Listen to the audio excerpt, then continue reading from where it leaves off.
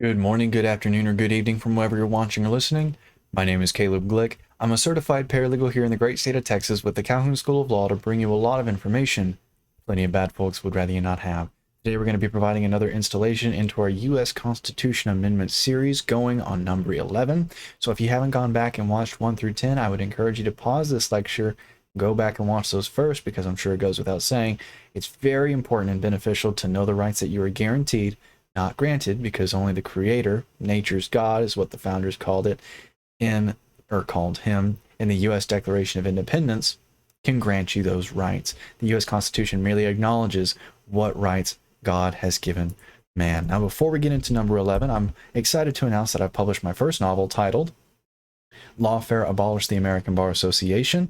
If you're curious about the foundational reasons for the Calhoun School of Law, as well as who the deep state actually is, go ahead and pick up a copy of the novel, as it explains in great detail how the titular organization, the American Bar Association, best fits the title of deep state rather than these other entities or agencies that we tend to give that title to. So if you'd like to have either of those questions answered, go ahead and pick up a copy of the novel off of Amazon. It's available in digital, paperback, and hardcover.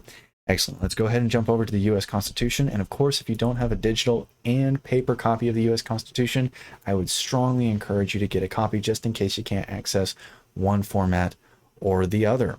Alrighty, on to Amendment 11. If you're interested in the ratification dates or when they were passed, there you are.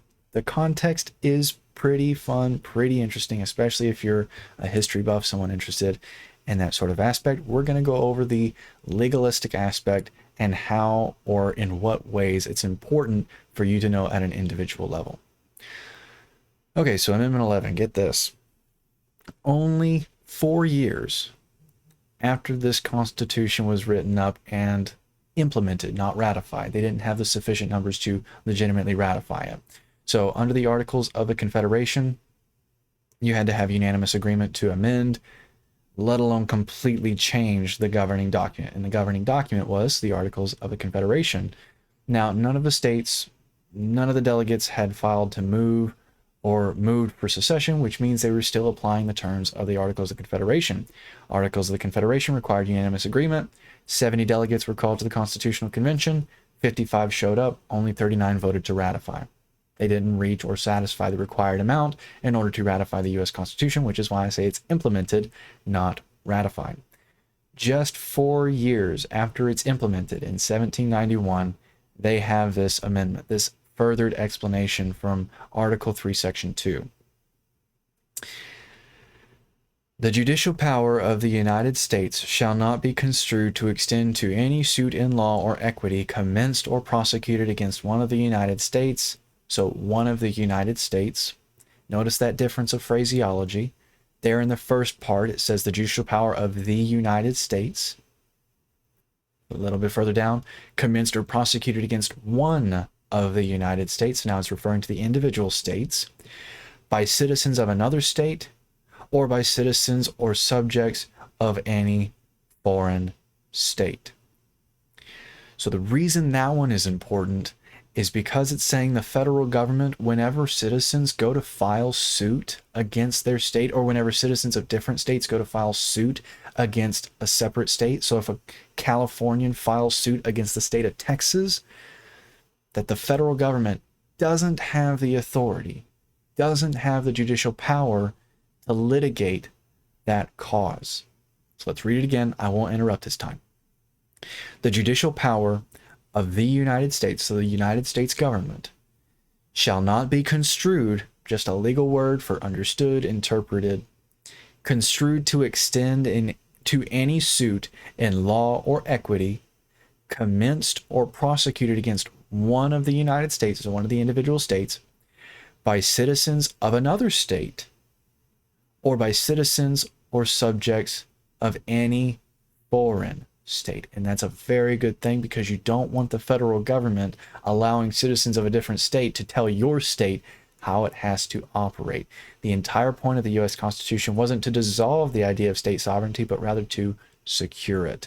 And even Alexander Hamilton, the individual, the founder most in favor of a centralized government, the guy who said, I want a king in the executive, and George Washington is the perfect man to serve as that progenitor of monarchy in the Western Hemisphere, that guy recognized that the people and the states are the ultimate sovereignty, and that the union is formed for their benefit, for their security of life, liberty, and the pursuit of property. So let's read it one more time, and then we'll probably go ahead and wrap up, because thankfully for these earlier amendments, the founders, even though they had more, their dictionary was more akin to the English dictionary and English vocabulary, they put, they very well could have written this all in Latin if they really wanted to confuse us, but they put these amendments, they put these, the Bill of Rights, the articles in the Bill of Rights, in very layman and simplistic terms, not to insult us, not to say we're stupid, but that to prove to us that they created and formulated a tool for us to wield in holding to account the government officials, not for the government to wield as a weapon or as an optimization tool in subverting and enslaving us. It is for our benefit, not the government's. That's why they wrote it in layman's terms. That's why they made it simplistic. So let's read it one more time uninterrupted, then we'll go ahead and wrap up. If you have any questions about it, please post them in the comments. Amendment 11. The judicial power of the United States shall not be construed to extend to any suit in law or equity, commenced or prosecuted against one of the United States by citizens of another state, or by citizens or subjects of any foreign state. Excellent. So once again, if you have any questions about the 11th Amendment, or if you have any questions about the preceding 10 articles in the Bill of Rights, please post about that in the comments as well. If there's a topic you'd like me to cover in a future lecture, post that in the comments as well, or post about it in the comments, because the entire point of the Calhoun School of Law and these lectures being posted for free on rumble.com is your benefit, and I would rather serve that purpose exceptionally rather than insufficiently. So if there is any point I didn't articulate, elaborate, maybe even didn't provide enough historical context, please just let me know, and I can provide you plentiful receipts, both from the Federalists and Anti-Federalists, the loose constructionists and the strict constructionists, in support of what the U.S. Constitution is saying and what I'm sharing with you that the U.S. Constitution says. Excellent. So my name is Caleb Glick. I'm a certified paralegal here in the great state of Texas with the Calhoun School of Law to bring you a lot of information that plenty of bad folks would rather you not have. Once again, if you have any questions about Amendment 11, the preceding 10 articles in the Bill of Rights, or a topic you'd like me to cover in a future lecture, just post about it in the comments, because again, these lectures are for your benefit. I hope you enjoyed this lecture in particular. If not, also let me know what I can do to make it more beneficial, more digestible, more enjoyable for you, so that way I can better serve your advantage, your benefit, rather than, well, I don't know, just talking to myself, talking to a camera. Alrighty, I hope you have a wonderful day. Once again, I hope you enjoyed this lecture. I'm not sure what the next topic is going to be about. Regardless, I'll do my best to make it as entertaining and informative as this one, if not more so, because one last time, I promise, and no, I'm not crossing my fingers, these videos, these lectures are for your benefit, regardless of when the next lecture is going to be published. When I see you then, and until I see you then, I bid you all farewell.